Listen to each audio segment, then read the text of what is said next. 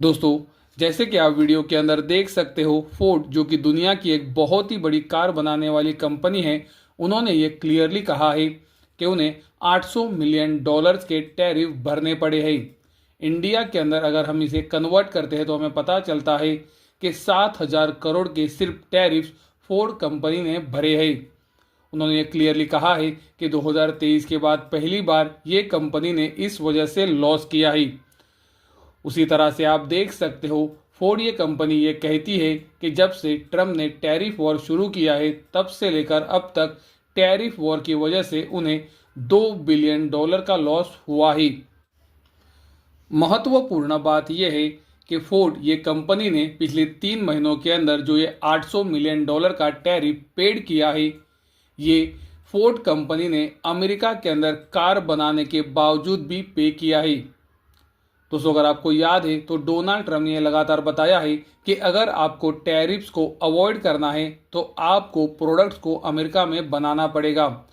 तो अगर Ford company उनकी ज़्यादातर कार्स अमेरिका में बना रही है और उसके बाद भी अगर फोर्ड कंपनी को $800 मिलियन का टैरिफ पे करना पड़ रहा है तो ये बहुत ही बड़ा प्रॉब्लम है।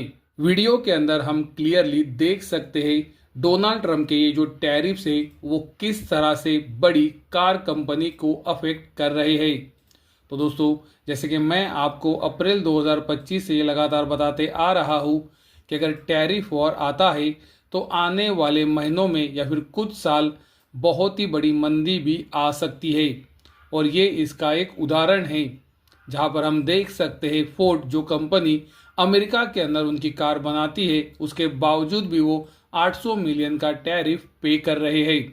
तो दोस्तों, बाकी कंपनियों के बारे में सोचो जो अमेरिका के अंदर प्रोडक्ट नहीं बनाती है और वो अपने प्रोडक्ट्स को अमेरिका में बेचने के बारे में सोच रही है। जैसे कि आप वीडियो के अंदर देख सकते हो, डोनाल्ड ट्रम्प के ये जो टैरिफ रेट से आप देख सकते हो ग्रेट डिप्रेशन के बाद से सबसे हाईएस्ट टैरिफ रेट से। वीडियो के अंदर आप क्लियरली देख सकते हो अमेरिका के टैरिफ रेट्स अभी 1930 के बाद के हाईएस्ट टैरिफ रेट बन चुके हैं। दोस्तों, जैसे कि मैं आपको पिछले 3 से 4 महीनों से लगातार बताते आ रहा हूँ, इतने बड़े टैरिफ रेट्स के ऊपर बिजनेस नहीं हो सकता। और हमने 2 और टैरिफ वॉर देखे भी है। पहला टैरिफ वॉर हुआ था 1828 के अंदर, जिसके बाद आने वाले 3 से 4 साल दुनिया में मंदी आई थी। और दूसरा टैरिफ हुआ था 100 साल के बाद 1929 के अंदर, जिसके बाद भी दुनिया के अंदर अगले 3 से 4 साल मंदी थी। और 100 साल के बाद ये तीसरा टैरिफ वॉर आया है।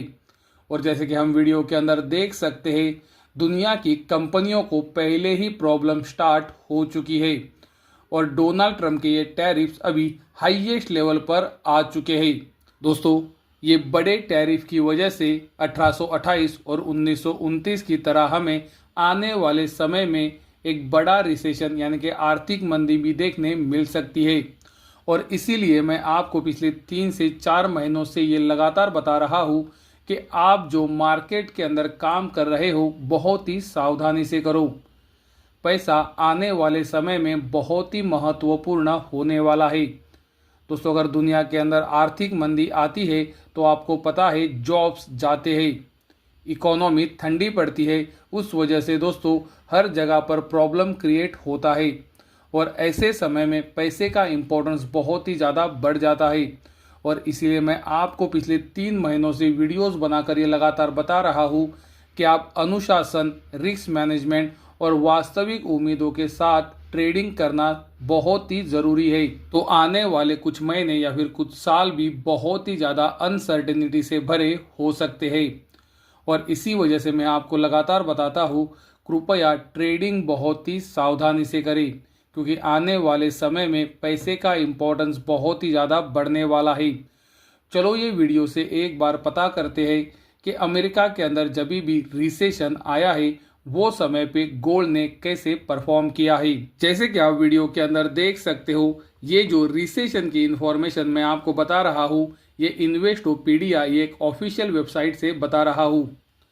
अमेरिका के अंदर फरवरी 2020 से अप्रैल 2020 के बीच में रिसेशन था और वो समय पे गोल्ड ने किस तरह से परफॉर्म किया था ये आपकी आंखों के सामने है। गोल्ड के अंदर शुरुआती पीरियड में तो तेज़ी थी, लेकिन उसके बाद गोल्ड के अंदर एक बड़ी गिरावट आई थी और फिर आने वाले समय में ये गिरावट को गोल्ड ने रिकवर किया।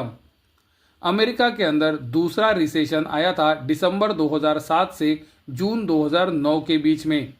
आप देख सकते हो शुरुआती पीरियड में तो गोल्ड में तेज़ी बनी थी, लेकिन उसके बाद गोल्ड के अंदर एक बहुत ही बड़ी गिरावट आई और आप देख सकते हो ये गिरावट को गोल्ड ने आने वाले समय में धीरे धीरे रिकवर किया। अमेरिका के अंदर तीसरा रिसेशन आया था मार्च 2001 से नवंबर 2001 के बीच में।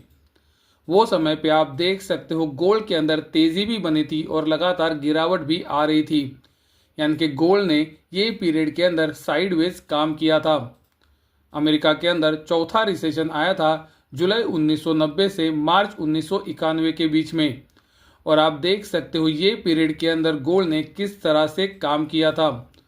गोल्ड के अंदर शुरुआत में तेज़ी बनी थी, लेकिन उसके बाद गोल्ड ने ये पूरी तेज़ी को गवा दिया और गोल्ड के अंदर गिरावट आई। अमेरिका के अंदर पांचवा रिसेशन आया था जुलाई 1981 से नवंबर 1982 के बीच में। आप देख सकते हो शुरुआत में थोड़ी तेज़ी बनी थी, उसके बाद गोल्ड के अंदर एक बड़ी गिरावट आई और फिर आने वाले समय में ये गिरावट को गोल्ड ने रिकवर किया। अमेरिका के अंदर छठा रिसेशन आया था जनवरी 1980 से जुलाई 1980 के बीच में और दोस्तों ये पीरियड के अंदर भी आप देख सकते हो गोल्ड के अंदर शुरुआत में तो तेज़ी थी, लेकिन ये तेज़ी को गोल्ड ने तुरंत गवा दिया और गोल्ड के अंदर एक बड़ी गिरावट आई और फिर आने वाले समय में ये गिरावट को गोल्ड ने रिकवर किया।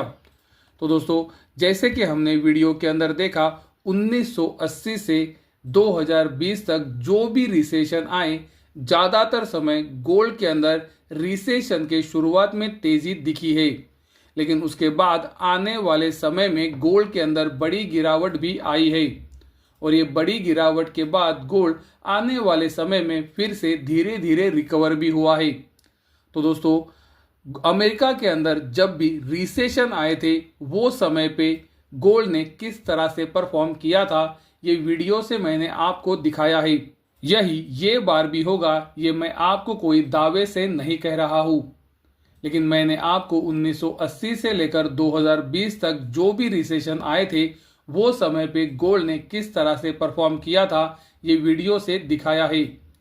दोस्तों जिस तरह से ये टैरिफ वॉर चल रहा है, बिजनेस करना डेफिनेटली बहुत ही मुश्किल हो रहा है और इसी वजह से मैं आपको लगातार कह रहा हूँ कि अगर अमेरिका के अंदर रिसेशन आता है तो वो दुनिया के अंदर भी फैल सकता है और 1828 और 1929 के टैरिफ वॉर हमें यही बताते हैं। इसलिए मैं आपको कहूँगा कि ट्रेडिंग के अंदर बहुत ही सावधानी से काम करें, क्योंकि आने वाले समय में पैसा बहुत ही इम्पोर्टेंट होने वाला है।